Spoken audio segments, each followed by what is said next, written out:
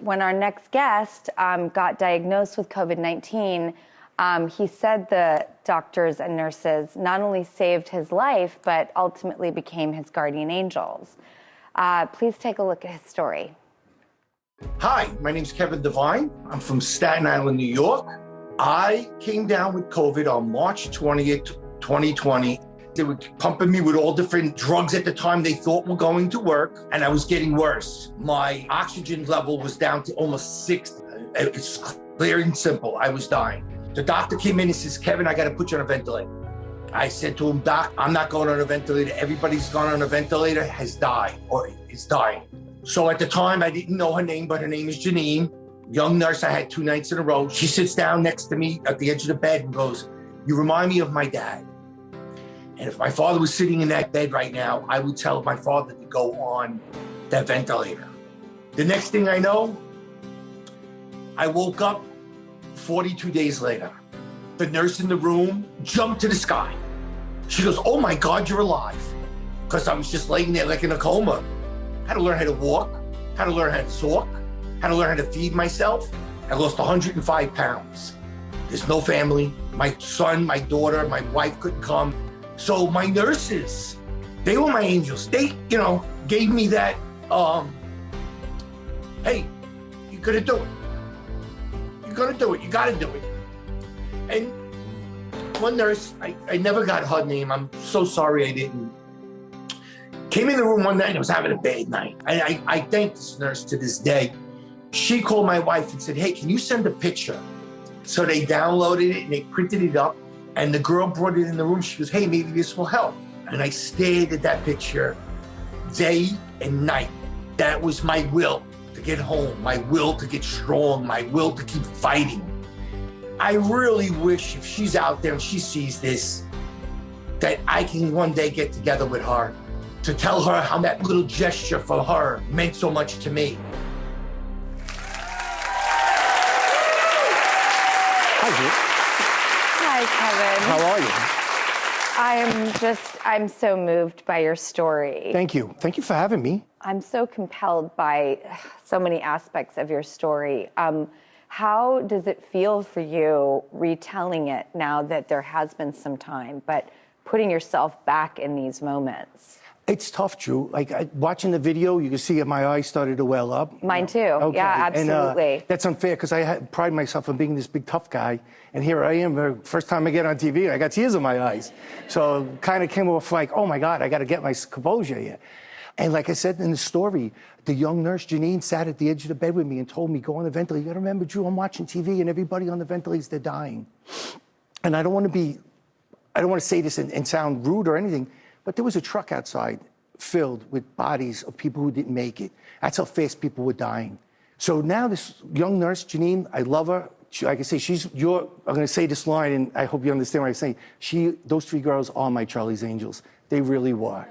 They were. I love that so much. They were my Charlie's Angels. And then when I made the decision, I'm in the room, and the nurses on the right, nurses on the left, they're putting all these things on me, getting me ready. And this one nurse, Tina Marie, I grabbed her hand. I says, listen, don't let me die. Don't let me die. And I looked at her and I says, if I die, you please let them know I love them. You let my wife, my kids know I love them. I mean, I never seen them. So you're going through that. And while you're going through all that, next thing you know, the doctor's wheeling me in, and he's telling the guy, the anesthesiologist, start hitting, hit me with the anesthesia. So the anesthesiologist looks at him and goes, why? He goes, I'm crying. The doctor even said, I'm crying. This guy's, the emotion coming through him. And like I said, then I woke up. Like I said, 42 days later, I opened my eyes, and the nurse in the room had her tray. And she throws the tray in the air because she's scared out of her mind. She looks down at him and she goes, oh my God, he's alive. And you know when somebody says that to you and you're looking around like, yeah, I'm alive. Of course I'm alive. I'm not supposed to be dead, am I? Should I? Where was I? Where am I? And you got to remember, I got a tube in my mouth. I got a thing in my throat. Trying to say, I'm alive. And then that nurse in that hospital, and I never got in touch with her yet, I hope that somehow she's watching. If you are, you remember the story, you have to, because I'll never forget it. She came in the room, and I was having a real bad day, and I was getting upset, and she said, let me see what I can do for you. And Drew, she just took this upon herself. She reached out to my wife, Lori, got in touch with Lori, and the next thing you know, she come in the room, and she showed me that picture that you saw on the screen. And, of course, you cry, because family. Yeah. Yes. Family. It's all you got. And I said, that was total motivation. Total motivation. And Drew, I can't thank her enough. I can't thank her enough because I don't know if I would have made it. It's easy to quit in life. Thank God for her. Have you gotten to speak with her? No, I have not gotten to speak to her. That's why I hope in one way or another somebody gets this to her. And I would love to get together with her one time. Well, I have someone else here that I want to surprise you with. Oh, no, you're not. I am. It's actually the doctor that you spoke of, Dr. Victoria Tuito, if you don't mind coming out, please. Thank you. How are you? Oh, good. You look amazing. Thank you. You don't mind, That's the picture. Those are the girls. That's Lori. That's Lori in the show. Oh, sit down. Come on, I have to catch up with you. Oh, my gosh. I have to catch up. So much. Lori, his wife, is here, and I can't thank you enough for being here because hearing Kevin's story. Neither can I. Thank you. So good to see you. Thank you. Thank you.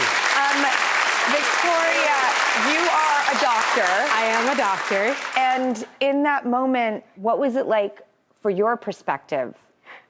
Well, I was a brand new doctor. I was actually still a fourth-year medical student, and then there was an emergency call to graduate all those fourth-year medical students to increase the number of doctors that could work. And I had done all my training at that hospital, and I just figured in a time of mayhem, this was a good way for me to give back and take a little bit of control. And I actually met Kevin after his critical illness had already passed. And I think that when you think of, the ICUs and the intensity, obviously that part is very difficult to get through. But we also forget that once you've been in a bed for over 40 days, you get debilitated, and there's a lot of work to do to get back to your normal baseline. And I just saw that he needed family. Family is what you need to get through these difficult things. How do you know to do things like that? Is there a person, a place, a thing, something in your life that catapults you to have that intuitive nature? That's what I was brought up doing, was loving people and taking care of people and treat everyone as if they're your own family, and that's what I tried to do for you. Oh, thank God for people like you. Yes. Thank you, Dr. Victoria. And thank you, Kevin, for sharing your story and your family for being here. And Dr. Victoria, I love your story. Thank you for sharing it with us. Thank you so much. Thank you. Thank you. Thank you.